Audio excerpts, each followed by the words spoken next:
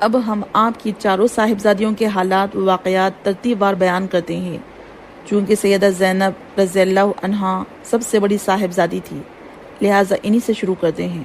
سیدہ خدیجہ رضی اللہ عنہا سے نکاح کے 5 برس بعد سیدہ زینب رضی اللہ عنہا پیدا ہوئی۔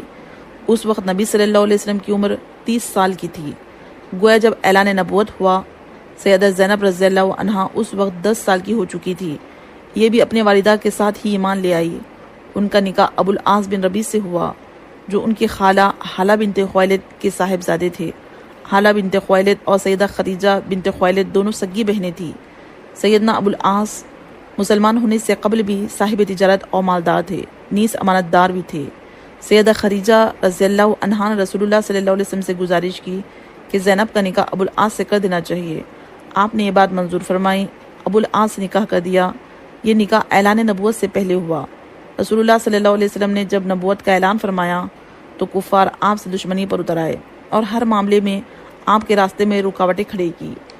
دشمنی کا ایک طریقہ انہوں نے یہ اپنایا کہ ابو العاص سے زور دے کر کہا زینب کو طلاق دے دے۔ قبیلہ قریش میں جس عورت سے آپ چاہیں گے ہم آپ کی شادی کر دیں گے۔ اس پر ابو العاص نے جواب دیا، میں زینب کو طلاق نہیں دوں گا، میں ان کے بدلے میں قریش کی کسی بھی عورت کو پسند نہیں کرتا۔ قریش نے اس رشتے کو ختم کرانے کے لیے بہت زور لگایا۔ ابو العاص انکار ہی کرتے رہے، اگرچہ وہ مسلمان نہیں ہوئے تھے، پھر بھی انہوں نے قریش کا یہ مطالبہ ماننے سے صاف انکار کر دیا۔ اس بنا پر نبی صلی اللہ علیہ وسلم نے ان کے اس ثابت قدمی پر تعریف فرمائی اور ان کے کردار کی پختگی کو پسند فرمایا۔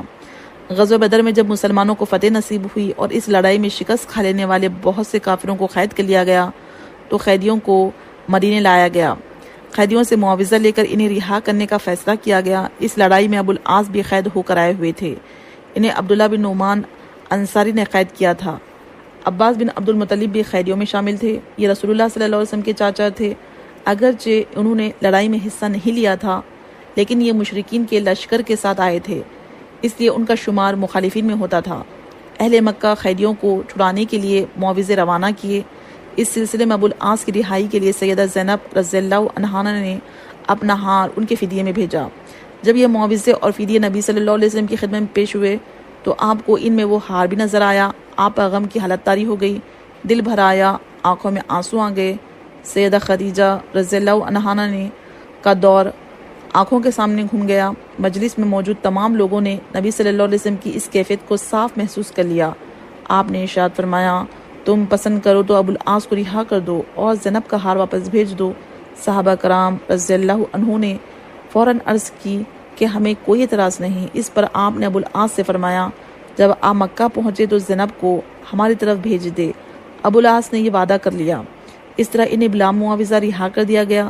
سیدہ خدیجہ رضی اللہ عنہا کا ہار بھی واپس بھیج دیا گیا۔ ابو العاص نے اپنا وعدہ پورا کیا، اپنے بھائی کے ساتھ زینب رضی اللہ عنہا کو مدینے روانہ کیا۔ اس طرح زینب رضی اللہ عنہا نبی صلی اللہ علیہ وسلم تک پہنچ گئے۔ راستے میں حبار بن اسود نے روکنے کی کوشش بھی کی تھی، جو بھی مسلمان نہیں ہوئے تھے، لیکن کنانے آڑے آ گیا، پھر بھی اور ان کو زخم بھی آئے۔ اس طرح ہجرت کے دوران بھی ان کو سخت حالات کا سامنا کرنا پڑا۔ ایسا سلوک ان کے مسلمان ہونے کی بنا پر کیا گیا، گویا تکالیف انہوں نے اللہ کے راستے میں اٹھائی۔ سیدہ زینب رضی اللہ عنہا جب نبی صلی اللہ علیہ وسلم کی خدمت میں پہنچی اور اپنے مسائل کی تفصیل سنائی تو آپ نے ارشاد فرمایا، میری بیٹیوں میں زینب سب سے افضل ہے، اسے میری وجہ سے مصیبت میں مبتلا ہونا پڑا اور اذیت میں مبتلا کیا گیا۔ حبار بن اسود جنہوں نے سیدہ زینب رضی اللہ عنہا کو تکلیف پہنچائی تھی، وہ فتح مکہ کے بعد مسلمان ہو گئے تھے۔ نبی صلی اللہ علیہ وسلم نے ان کا یہ جرم معاف فرما دیا تھا۔ دین کے معاملے میں سیدہ زینب رضی اللہ عنہا کا مقام بہت اونچا ہے۔ ان کے اس بلند مقام کی خبر خود نبی صلی اللہ علیہ وسلم نے دی ہے۔ نبی صلی اللہ علیہ وسلم کا یہ فرمان ہے کہ زینب کا مقام بہت اونچا ہے۔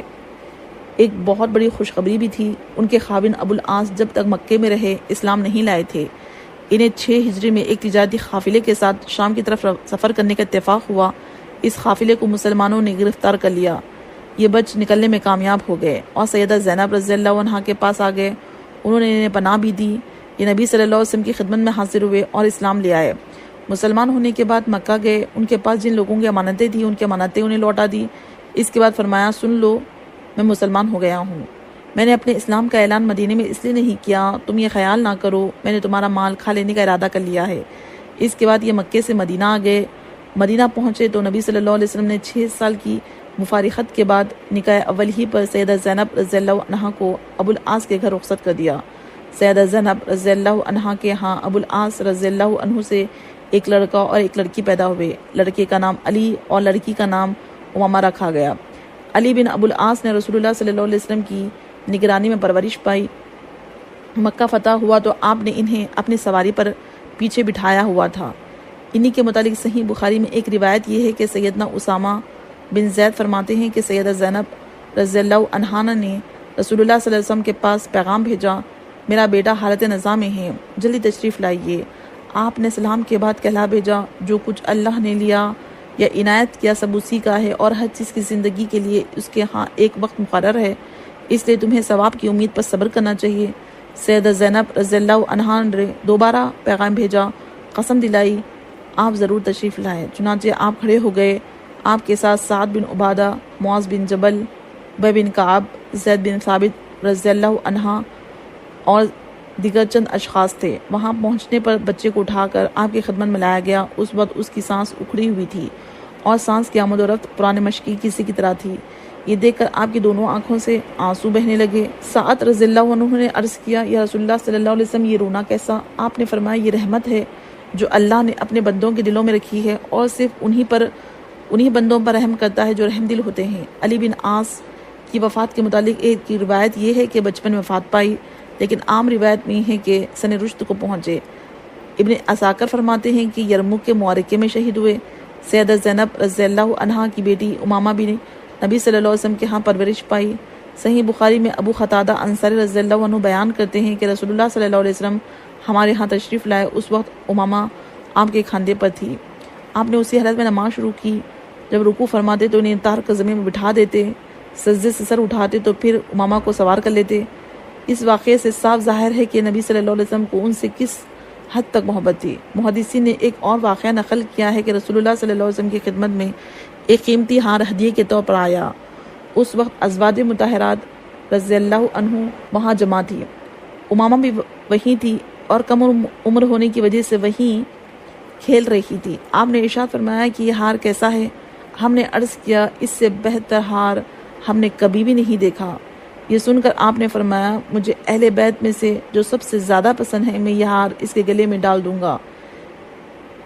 تمام ازواج مطہرات منتظر تھی کہ دیکھے کہ وہ ہار کس کے حصے میں آتا ہے۔ انہوں نے یہ سمجھا کہ یہ شرف سیدہ عائشہ رضی اللہ عنہا کو حاصل ہوگا، لیکن نبی صلی اللہ علیہ وسلم نے امامہ کو اپنے پاس بلایا اور ہار ان کے گلے میں ڈال دیا۔ ظاہر ہے کہ آپ کو امامہ سے محبت سیدہ زینب رضی اللہ عنہا کی وجہ سے تھی۔ انہی امامہ سے 12 ہجری میں سیدنا علی رضی اللہ عنہ نے نکاح کیا، کیونکہ سیدہ فاطمہ رضی اللہ عنہا وفات پا چکی تھی۔ سیدنا علی رضی اللہ عنہ کوفے میں شہید کر دیے گئے تو امامہ کا دوسرا نکاح مغیرہ بن نوفل سے ہوا۔ انہی کے نکاح میں یہ فوت ہوئی۔ سیدنا ابو العاص رضی اللہ عنہ نے سیدہ زینب رضی اللہ عنہا کے ساتھ نہایت شریفانہ برتاؤ کیا۔ نبی صلی اللہ علیہ وسلم نے ان کے شریفانہ تعلقات کی تعریف کی۔ دوبارہ رخصتی کے بعد سیدہ زینب رضی اللہ عنہا تھوڑا عرصہ زندہ رہی۔ 6 یا 7 ہجری میں سیدنا ابو العاص اسلام لے آئے اور سیدہ زینب رضی اللہ عنہا نے 8 ہجری میں مدینہ منورہ میں انتقال کیا۔ سیدہ زینب رضی اللہ عنہا کو ام المومنین سیدہ سودا، سیدہ ام سلمہ اور ام ایمن رضی اللہ عنہا نے غسل دیا۔ غسل کے بعد رسول اللہ صلی اللہ علیہ وسلم کو اطلاع دی گئی۔ آپ نے اپنا تہبند کفن میں شامل کرنے کے لیے مرحمت فرمایا۔ نماز جنازہ خود نبی صلی اللہ علیہ وسلم نے پڑھائی۔ یہ ایک عظیم شرف ہے جو امت کے خاص افراد ہی کو حاصل ہوا ہے۔ ان کا جنازہ مسلمان عورتوں نے بھی پڑھا۔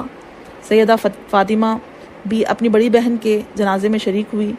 سیدہ زینب رضی اللہ عنہا کو خبر میں خود نبی صلی اللہ علیہ وسلم اور ان کے خاوند ابو العاص نے اتارا۔ سیدہ زینب رضی اللہ عنہا کو چونکہ ہجرت کے وقت زخم بھی آئے تھے اور اسی زخم سے ان کی موت واقع ہوئی تھی، اس لیے حافظ ابن کثیر نے البدایہ و نہایہ میں انہیں شہیدہ زینب لکھا ہے، یعنی سیدہ زینب اللہ کے راستے میں شہید ہونے والی خاتون ہے۔ سیدہ زینب رضی اللہ عنہا کے خاوند ابو العاص نے 12 ہجری میں ذی الحج کے مہینے میں انتقال کیا۔ یہ تذکرہ تھا سیدہ زینب رضی اللہ عنہا کا۔